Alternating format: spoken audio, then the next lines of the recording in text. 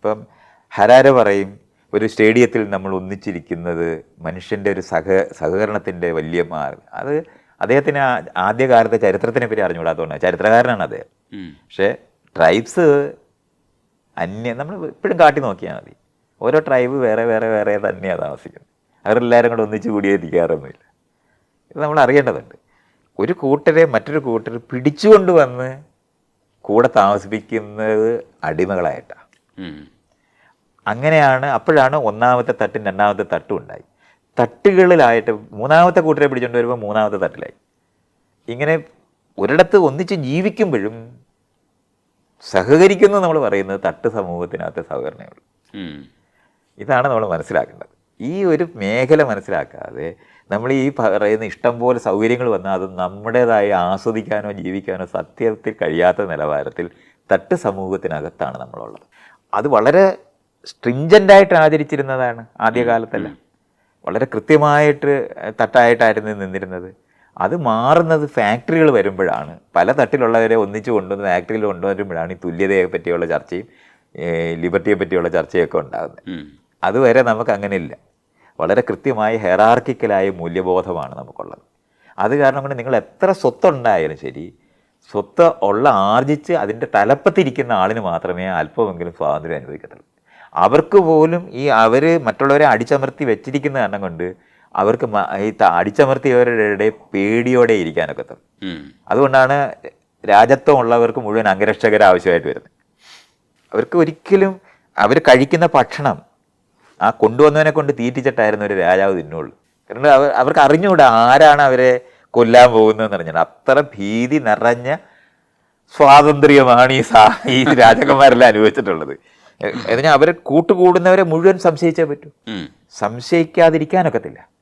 കാരണം ആരാണ് നമുക്ക് പാര വയ്ക്കാമെന്ന് അറിഞ്ഞുകൂടാതെ മുഴുവൻ സമയവും രാത്രി മുഴുവനും കാവല ആളെ നിർത്തി നോക്കുമ്പോൾ കാവക്കാരൻ കൊല്ലും എന്ന് പറയുന്ന ഒരു പ്രശ്നമുണ്ട്. ഭയങ്കര ഭീതിജനകമായ ഒരു അനുഭവമാണ് ഈ രാജത്വം എന്ന് പറയുന്നത്. ഏകാന്തത, ഒറ്റപ്പെട്ടവരുടെ ലോകമാണത്. അവർ ഒരു കാലത്തും സ്വാതന്ത്ര്യം അനുഭവിക്കത്തില്ല. ജയിലിനകത്ത് സൂപ്രണ്ടിൻ്റെ സ്വാതന്ത്ര്യം എത്രയാ? ജയിൽ പുള്ളിയുടെ നടുവിൽ ഇരിക്കാനൊക്കത്തില്ലേക്ക്. ഇതൊക്കെ നമ്മൾ അറിയേണ്ടത്. അപ്പം നമ്മൾ വിചാരിക്കുന്നത് വളരെ വലിയ സ്വത്തിൻ്റെ നടുവിൽ അവർ സ്വാതന്ത്ര്യം അനുഭവിച്ചിട്ടുണ്ടെന്ന് ചോദിച്ചാൽ കാണത്തേയില്ല. ഇതൊക്കെ നമ്മളെ തിരിച്ചറിയേണ്ട ഫലമാണ്. ഇന്ന് മനുഷ്യരനുഭവിക്കുന്നു. നമ്മളിപ്പോൾ ജനാധിപത്യപരമായിട്ടുള്ള ജനകീയമായ ഇടപെടലുകളിലൂടെ രൂപപ്പെടുന്ന സ്വാതന്ത്ര്യത്തിന് വളരെ വലിയ മൂല്യമുള്ളതാണ്. ഒരു കാലത്തും ഒരു മാവേലി ലോകത്തുണ്ടായിട്ടില്ല. രാജാവ് ഭരിക്കുന്നിടത്ത് തട്ടേ ഉണ്ടാവുകയുള്ളൂ. തട്ട് സമൂഹത്തിനകത്ത് അസ്വാതന്ത്ര്യം ഇല്ലാതിരിക്കാൻ പറ്റത്തേയില്ല. ഒരു പഴയ കാലത്തെ സുവർണ കാലഘട്ടം എന്ന് പറയുന്നത് രാജാവിന് കൊട്ടാരം ഉണ്ടായിരുന്നു, സ്വർണ്ണക്കസേര ഉണ്ടായിരുന്നു എന്നുള്ള അർത്ഥം മാത്രമേ ഉള്ളൂ.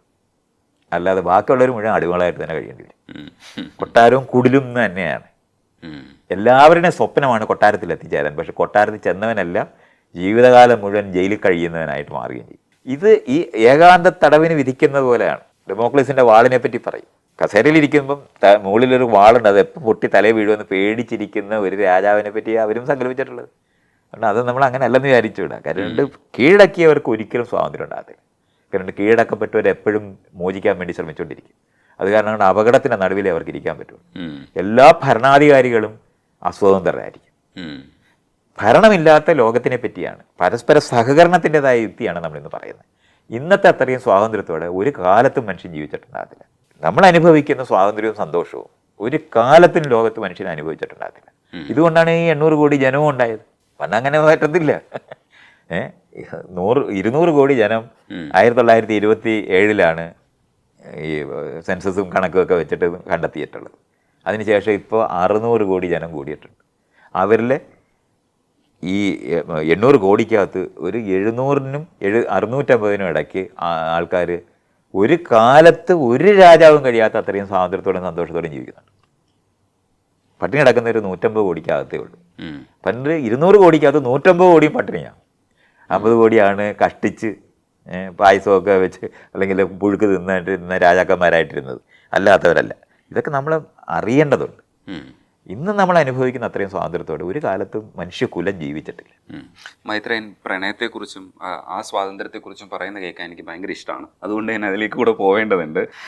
ശരിക്കും നമ്മുടെ ജീവൻ്റെ ഒരു ആവശ്യമാണ് അടുത്ത തലമുറ ഉണ്ടാക്കുക എന്നുള്ളത്. അതുകൊണ്ട് തന്നെ നമുക്ക് പ്രണയം എന്ന് പറയുന്ന ഒരു പരിണാമപരമായ ഒരു കാര്യവും കൂടിയാണ്. പക്ഷേ ഇതിനപ്പുറത്തേക്ക് മനുഷ്യൻ ഇതിൻ്റെ പലതരത്തിലുള്ള ആസ്വാദനത്തെ കണ്ടുപിടിച്ചിട്ടുണ്ട്. ഇപ്പോൾ നമ്മൾ പലതരത്തിലുള്ള റിസർച്ച് ചെയ്യുന്നത് ഇത് കുറച്ചുകൂടെ നന്നായിട്ട് നമ്മൾ ജീവിക്കാൻ വേണ്ടിയിട്ടാണ്.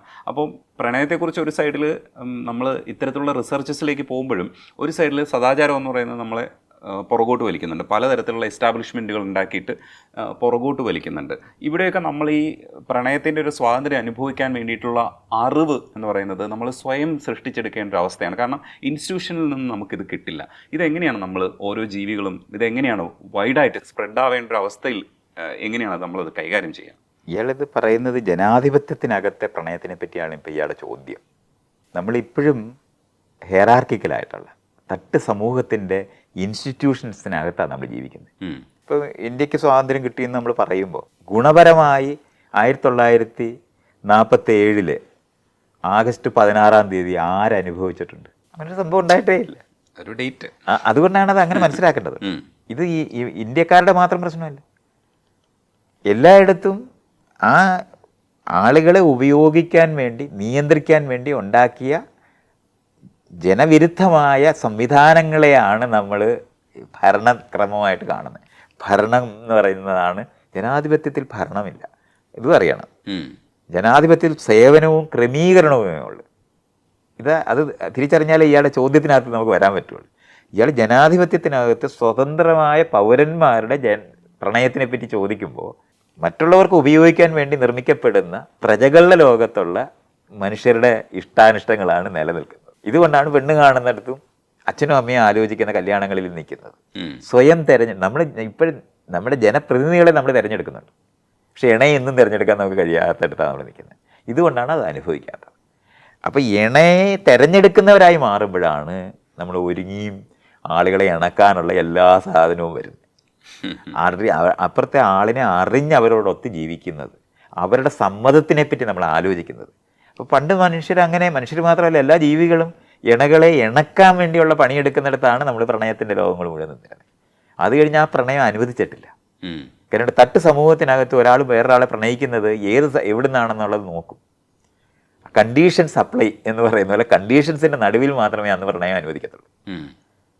ഇനി നിങ്ങൾ പ്രണയിച്ചോളാൻ പറഞ്ഞിട്ടാണ് ഈ കല്യാണം കഴിപ്പിച്ചത് തുടങ്ങുന്നത്. പരിചയമില്ലാത്ത രണ്ടുപേരെ. അപ്പോൾ അവർക്കിത് യാതൊരു തരത്തിൽ അറിഞ്ഞുകൂടാ, അതെങ്ങനെ ചെയ്യണമെന്ന് അറിഞ്ഞുകൂടാ. അപ്പം വളരെ സ്ട്രിക്റ്റായിട്ട് തന്നെ പ്രണയത്തിനെ നിഷേധിക്കുന്ന ഒരു ഏരിയ അതിനകത്തുണ്ടായിരുന്നു. അതുകൊണ്ടാണ് ഇയാൾ പറയുന്ന സദാചാരക്കാരുണ്ടാകുന്നത്. കാരണം തെരഞ്ഞെടുപ്പ് സാധിക്കത്തില്ലെന്ന് പറയാനാണ് ഈ സദാചാരം പറയുന്നത്. സദാചാരം എന്ന് പറഞ്ഞാൽ നിങ്ങളുടെ തെരഞ്ഞെടുപ്പ് ഞങ്ങൾ സമ്മതിക്കത്തില്ലെന്നാണ്. അല്ല, വേറെ ഒന്നുമല്ലേ, നിങ്ങളുടെ തെരഞ്ഞെടുപ്പ് നമ്മൾ സമ്മതിക്കത്തില്ല.